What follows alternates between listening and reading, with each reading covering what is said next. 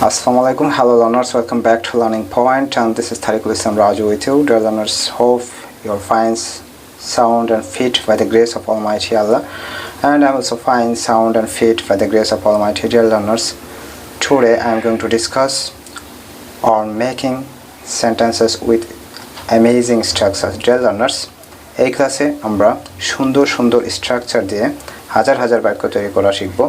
এবং deer learners, আজকে আমাদের অ্যামেজিং সেন্টেন্স স্ট্রাকচারের part 1।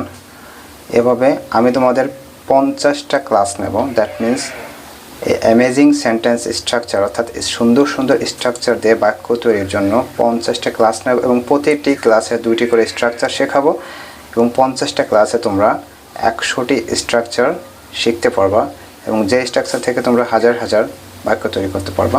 So dear learners, no more wait, let's get started our today's. Dear learners, আজকে আমরা যে স্ট্রাকচার দুটো শিখব সেই স্ট্রাকচার দুটো হচ্ছে, একটা হচ্ছে ইনটেন্ড টু, যেটার মানে হচ্ছে ইচ্ছা আছে।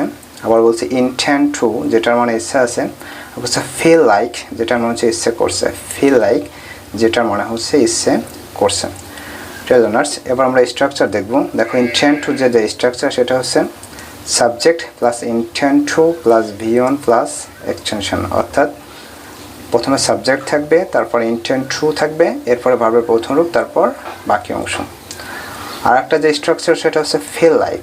এটার স্ট্রাকচারটা হচ্ছে subject plus feel like plus B plus ING. That means feel লাইকের পরে যে ভার্ব থাকবে সেই ভার্বের সাথে আমাদের আইএনজি যোগ করতে হবে প্লাস এক্সটেনশন। আবার বলছে subject plus feel like plus ভার্বের সাথে আইএনজি প্লাস এক্সটেনশন। চলো আমরা উদাহরণ দিয়ে ক্লিয়ার হওয়ার চেষ্টা করি। দেখুন, প্রথম যে বাক্যটা আছে, আমার স্কুলে যাওয়ার ইচ্ছা আছে। ইচ্ছা আছে তার মানে কি ইনটেন্ড টু। কোন গঠন দিয়ে করব? ওই 1 নম্বর গঠন, subject plus intend to plus v1 plus extension. তাহলে আমার স্কুলে যাওয়ার ইচ্ছা আছে, এখানে সাবজেক্টকে কার স্কুলে যাওয়ার ইচ্ছা আছে? আমার স্কুলে যাওয়ার ইচ্ছা আছে। তাহলে দেখো, সাবজেক্ট হচ্ছে আই, এরপরে কি হবে? Intend two. এরপরে ভার্ব হচ্ছে যাওয়া, গো। আই ইন্টেন্ড টু গো কোথায়? To school. I intend to go to school. তাহলে আমি যদি বলি আমার স্কুলে যাইতে ইচ্ছে করছে, তাহলে কোন স্ট্রাকচার দিয়ে করবো? Feel like. তা ফিল লাইকের কথা সাবজেক্ট হচ্ছে আই ফিল লাইক, যাওয়ার ইংরেজি হচ্ছে গো, এর সাথে ING. I feel like going to school. আশা করি বুঝতে পারছো যে আমার স্কুলে যাওয়ার ইচ্ছা আছে, I intend to go to school. আমার স্কুলে যাইতে ইচ্ছে করছে, I feel like going to school. আরেকটা বাক্য দেখি, তার নাচার ইচ্ছা আছে। ইচ্ছা আছে তার মানে কি হবে? Intend to. সাবজেক্ট হচ্ছে হি অর শি ইন্টেন্ডস। এখানে ইন্টেন্ডের সাথে এস যোগ করতে হবে, কারণ হি অর শি হচ্ছে থার্ড পারসন সিঙ্গুলার নাম্বার, এজন্য।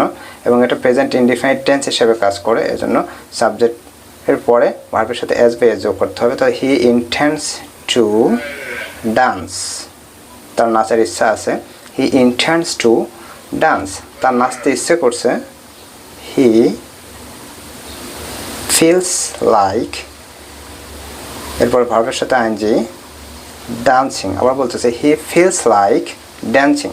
এখানে ফিলের সাথে এস বা এস যোগ করছে, কারণ হি অর শি হচ্ছে থার্ড পারসন সিঙ্গুলার নাম্বার, যেহেতু প্রেজেন্ট ইনডিফিনিট টেন্স হিসেবে কাজ করছে, এর কারণে ফিলের সাথে এস যোগ করছে, যে he feels like dancing.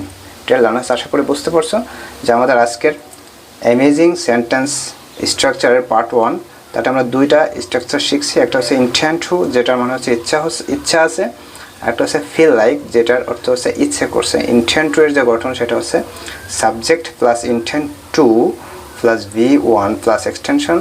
Feel লাইকের স্ট্রাকচার হচ্ছে subject plus feel like plus ভার্বের সাথে আইএনজি করে। আজকের স্ট্রাকচার দুটো তোমরা বুঝতে পারছো এবং আশা করি এই স্ট্রাকচার দিয়ে তোমরা সুন্দর সুন্দর আরও অনেক বাক্য তৈরি করতে পারবা।